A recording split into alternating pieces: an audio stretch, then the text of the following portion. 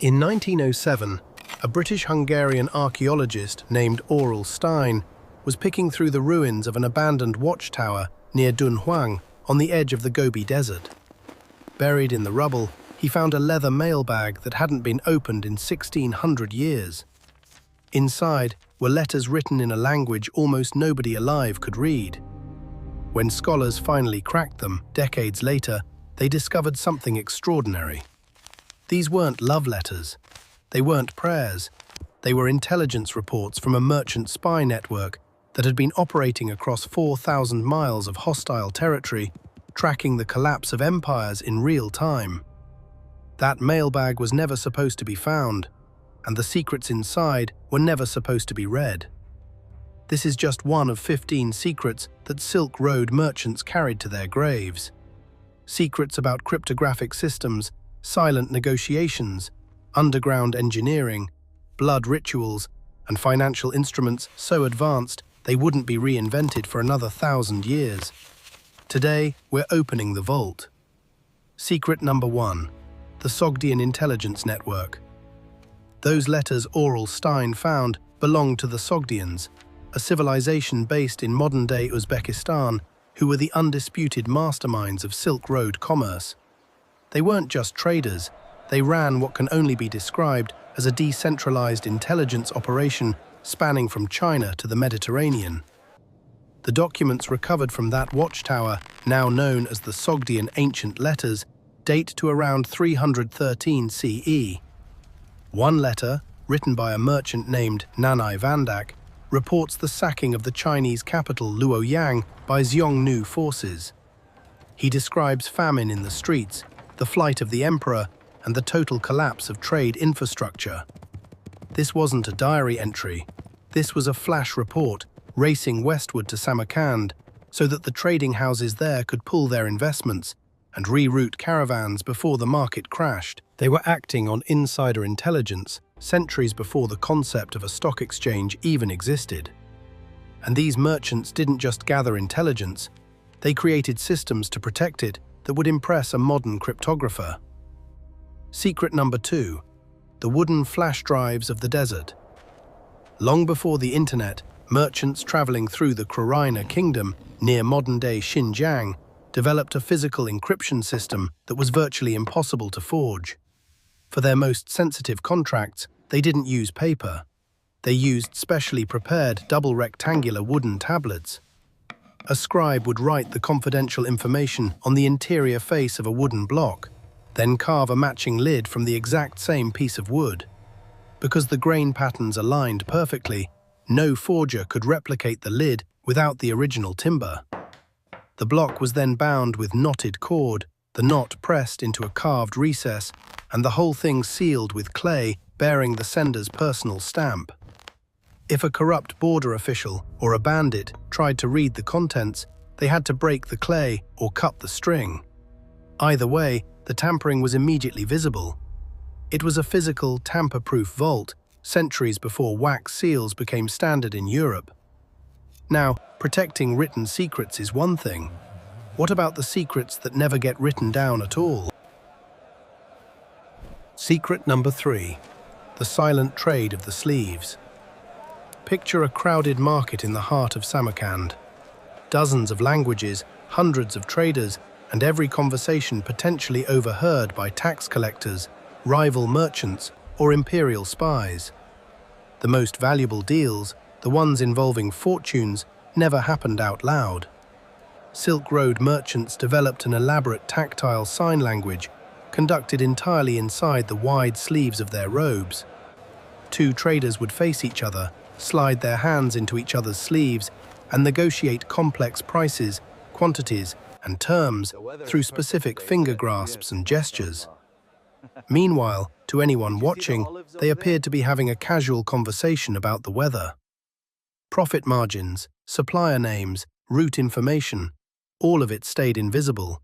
No written record, no overhead conversation. Just two men shaking hands in a way that meant millions. Forget secret handshakes. The next secret involves something far more dramatic. A princess, a crime punishable by death, and a headdress. Secret number 4. the princess who smuggled an empire. For centuries, China enforced the world's most ruthless trade monopoly. The secret of silk production was a state asset, and exporting silkworm eggs or mulberry seeds was a crime punishable by execution. The monopoly was so effective that the Roman naturalist Pliny the Elder wrote that silk was combed from the surfaces of leaves. Nobody outside China knew the truth. Then a woman broke the entire system. According to both Chinese records and the accounts preserved by the 7th century traveller Xuanzang, a Chinese princess was sent to marry the king of Khotan, an oasis kingdom on the southern rim of the Taklamakan Desert. Before she crossed the border, someone, possibly her new husband's envoys, told her to smuggle what she would miss most about home. She hid live silkworm eggs and mulberry seeds inside her elaborate, towering wedding headdress. When she reached the heavily guarded frontier, no customs official dared search the hair of a royal bride. In one act of quiet defiance, she shattered a monopoly that had lasted for generations and permanently altered the global economy. That story has been told for centuries.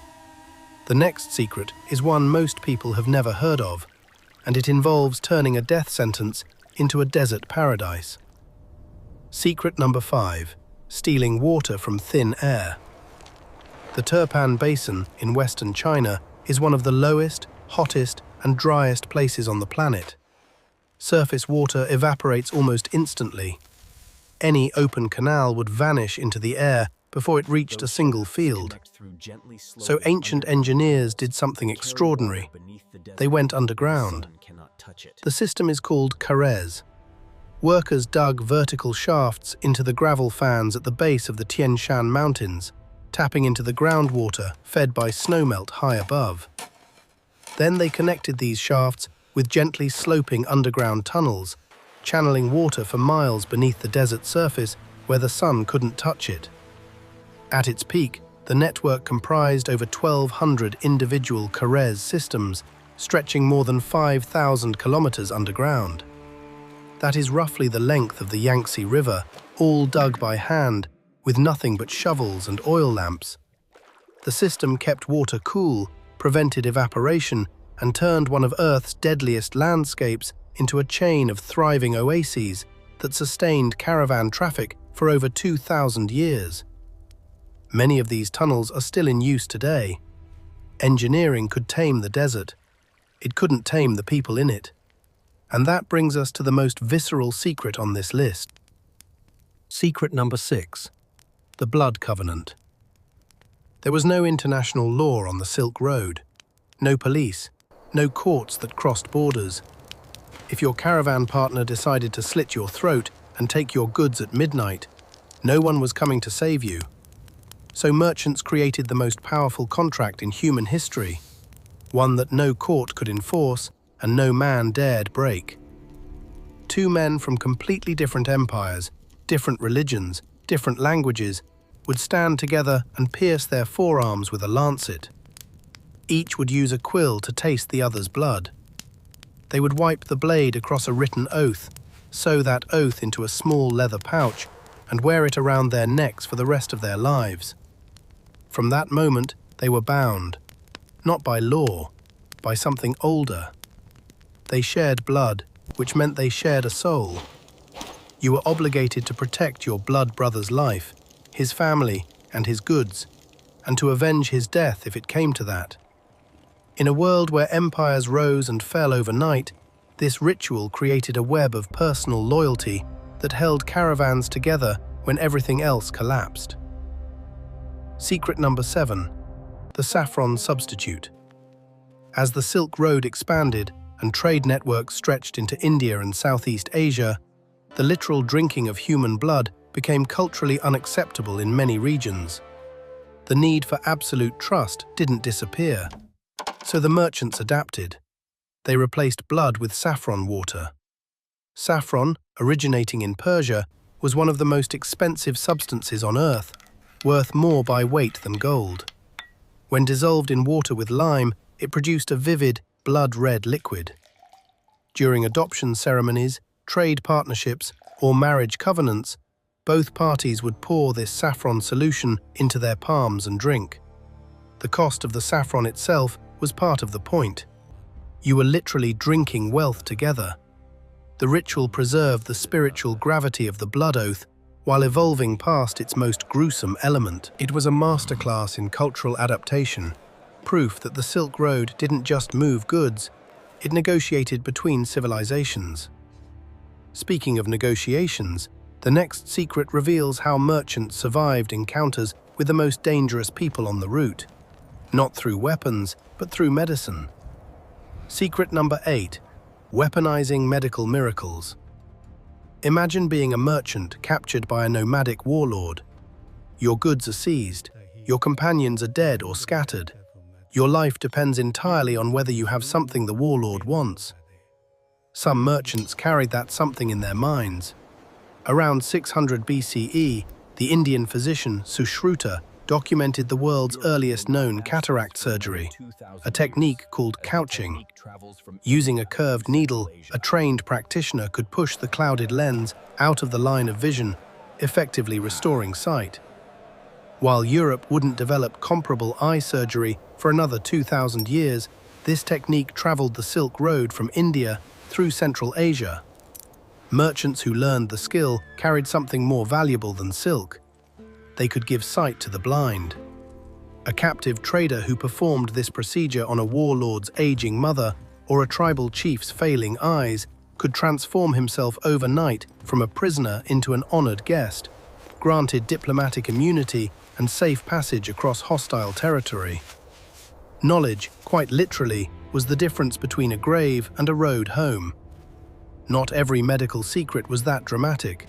Some were just about staying alive long enough to reach the next oasis.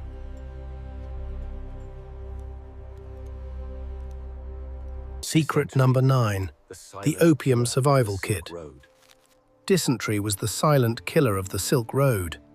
You could survive the bandits, the sandstorms, and the freezing mountain passes, only to die from contaminated water at a roadside well.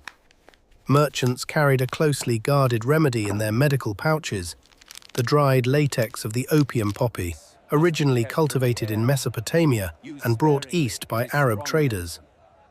In carefully measured doses, it served as a powerful painkiller and an immediate treatment for severe diarrhea.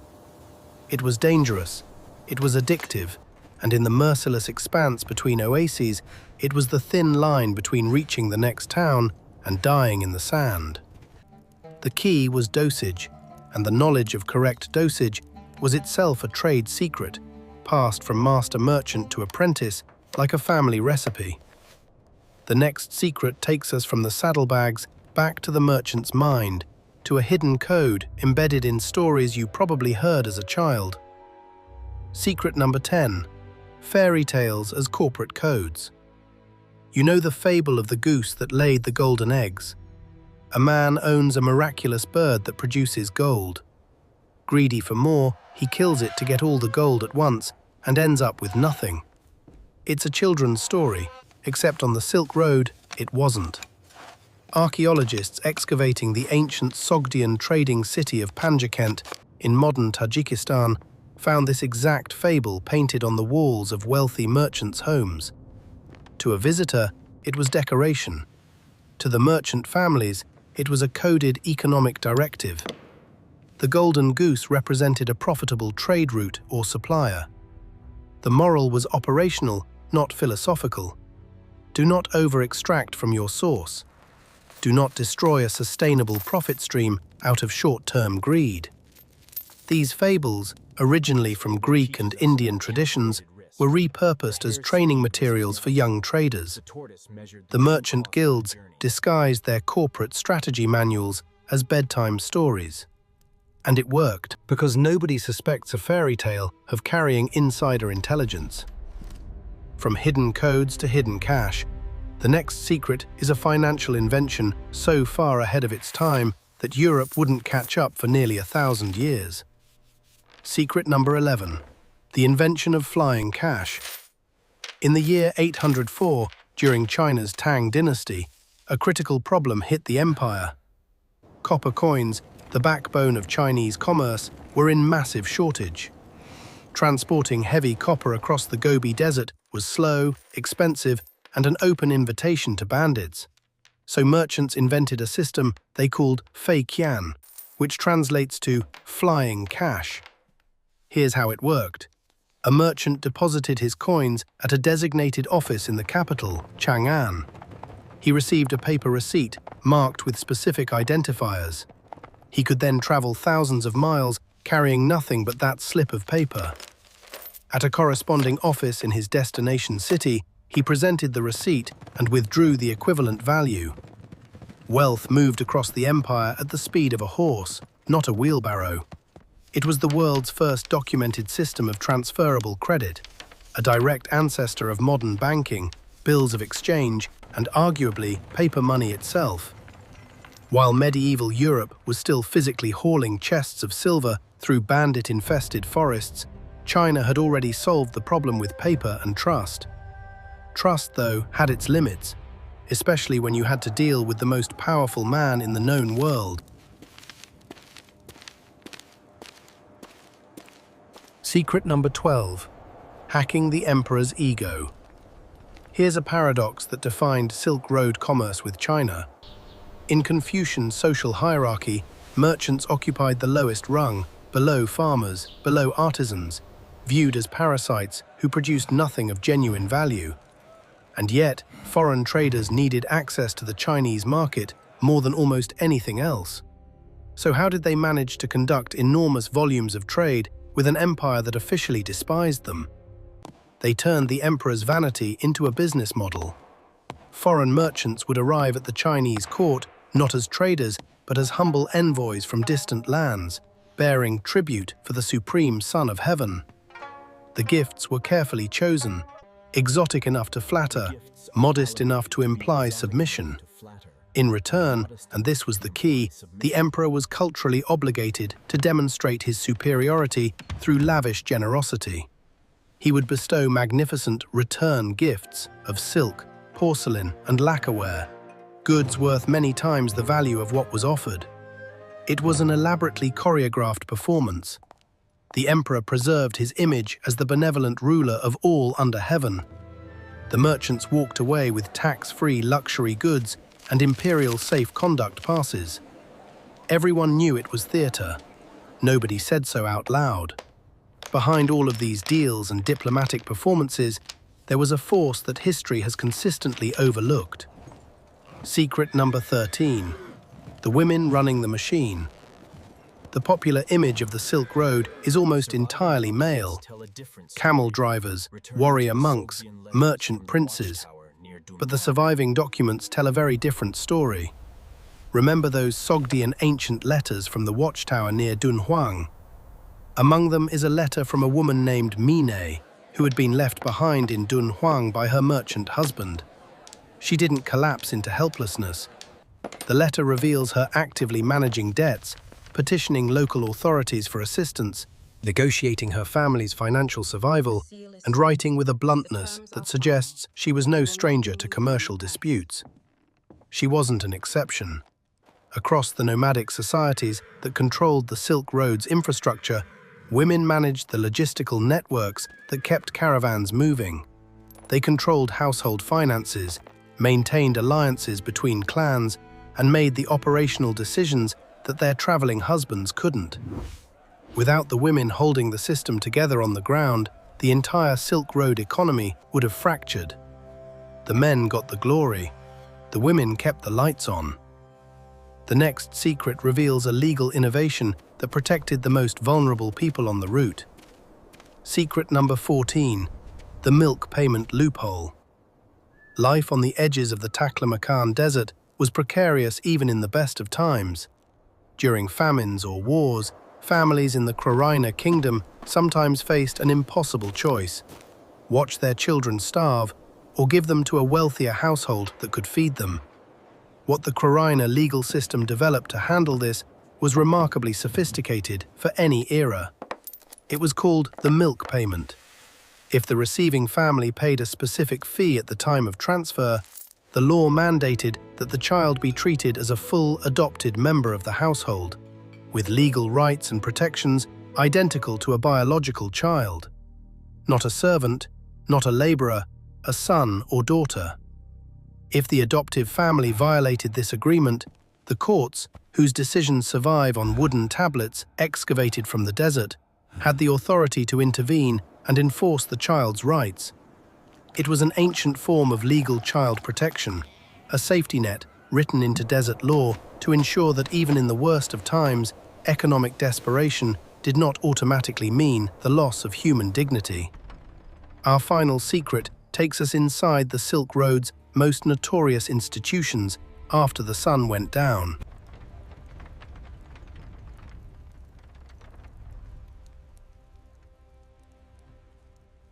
Secret number 15.